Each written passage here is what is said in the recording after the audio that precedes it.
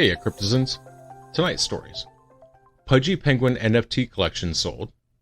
European Central Bank, Federal Reserve, Bank of England collaborate on a CBDC. Trader loses big to April Fool's joke. It's 10 p.m. Pacific time. The date is April 2nd, 2022. Welcome back to the Crypto Overnighter. I'm your host, Nick. The cover model for this podcast is Tex, and together we take a nightly look at the crypto, NFT, and metaverse space and the industry that surrounds it. We bring you new stories on familiar topics. And keep in mind, nothing in this show should ever be considered financial advice.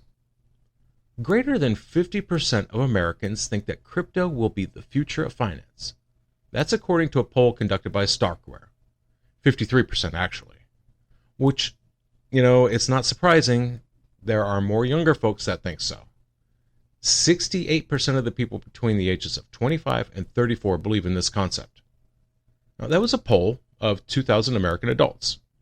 For adults 34 to 44, 61% feel like crypto is the future. Also, 17% of participants admit that they have invested in crypto. 82% of those said they have at least one crypto tracker on their phone. Half say that they fiddle or amend their positions daily. Only 14% of the responding investors will let their portfolio sit a week at a time without making changes to it. Eli Ben Sasson is co-founder and president of StarkWare. He said, quote, "This poll shows just how widespread crypto has become while indicating just how huge it soon will become. We see that young Americans, those who will soon shape the economy, are especially turned into crypto. It's an important insight that they are investing in large numbers and overwhelmingly convinced crypto will be the future." Now, before we get into tonight's stories, let's take a quick look at the markets. At the time of writing, the global crypto market cap is $2.12 trillion. It's down 1.64% in 24. The top 5 cryptos by market cap are Bitcoin down 2.09%, Ethereum down 1.41%, Tether, Binance Coin down 3.85%, and USDC. The global NFT market cap is up over $10.15 billion. That's down 1.38% in 24. The top 5 NFT collections by sales volume are Azuki, Kiwami, CloneX, CryptoPunks, and Mutant Apes. Now, keep in mind, some of these collections have very volatile prices, so make sure you do your own research. Pudgy Penguin NFT collection sold. So, not the NFTs themselves. They remain with the people who bought them, of course. What was bought was control of the project, which includes royalties, but also the ability to launch a token and conduct airdrops. Control over a collection has been sold before. This isn't new. Remember, recently Larva Labs sold Cyberpunks to Yuga Labs. In this case, the collection is not going to Yuga Labs. It's going to a guy named Luca Netz, and there's a group of investors that he leads. Cameron Moline is one of them. So he is the new leader of the Huddle. That's what Penguin holders call themselves. And the project itself was sold for 750 Ethereum. Now, the Penguin hodlers, the Huddle, they've had kind of a rough time of it lately. There was a vote, happened on Discord back in January, and at that point, the Huddle kicked out the founding team, and their fate's been kind of up in the air since then. Now, this deal that we're talking about has been in the works since then, right? But finally, on Friday, rumors of the deal closing ran rampant, and as happens in cases like this, prices surged on the rumor. A Penguin that had been trading for 0.7 to 1.4 ETH last week. Now, the floor price jumped to 2.5 Ethereum.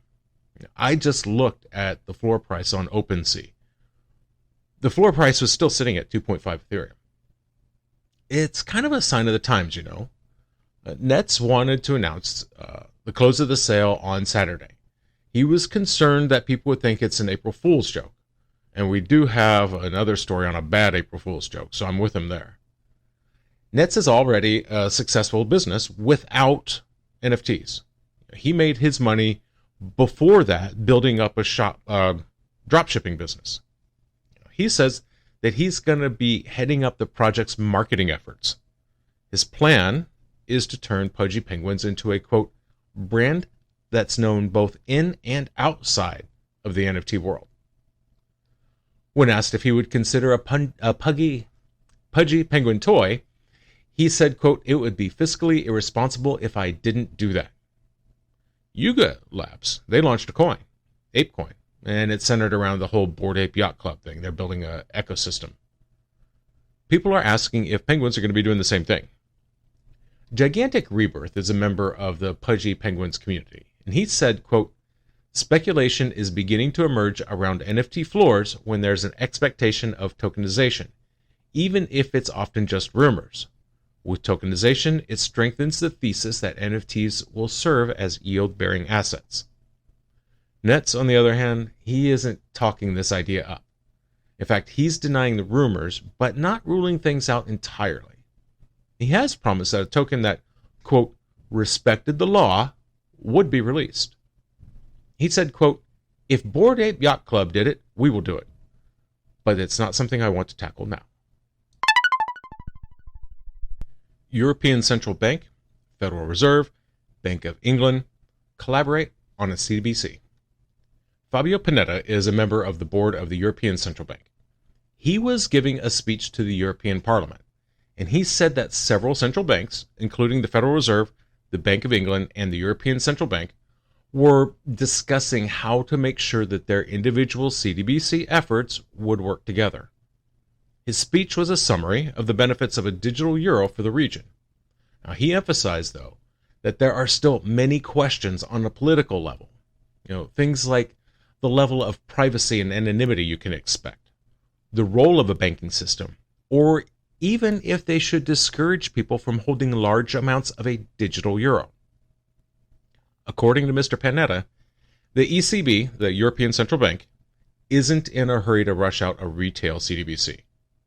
Rather, it's conducting a series of pilot programs to determine the people's needs, and that the social aspect of money is driving some of the efforts in the CDB space. He said, quote, a digital euro can only be successful if it meets the payment needs of Europeans today and in the future. The findings of our groups provide valuable input here, though we are mindful of the natural limitations of qualitative analysis of this type. And as they're finding out, customers want a digital means of payment, and that is only increasing in the future. One thing they found out, though, was that people weren't paying attention to the difference between the digital euro and the euros they were spending using private means. In fact, they didn't even understand that there was a difference. Mr. Panetta recognized that payments are one of the use cases for a digital euro, and that this would have to be a priority. He said, quote, a digital euro could also be used for payments between governments and individuals, for example, to pay out welfare, allowances, or to pay taxes. If a digital euro offered these payment options, we would achieve network effects. He was asked by one of the parliamentarians about using a digital euro offline, and he said the tech isn't there yet. There's no way to allow offline transactions without risking money laundering, and that's one of the things I talked about in the eCash Act. Senator Warren, and we're going to talk about this in a bit, but that was one of the things about the eCash Act that really sketched me out, was the offline transactions and how do you keep money laundering and theft and things like that from happening. Mr. Panetta said that none of the banks that have retail CBDCs presently let their consumers use their digital currency offline. Now, they are talking about ways to have offline payments when the merchant and the consumer are physically close to each other. And then they'd use something like a contactless card to do the transaction.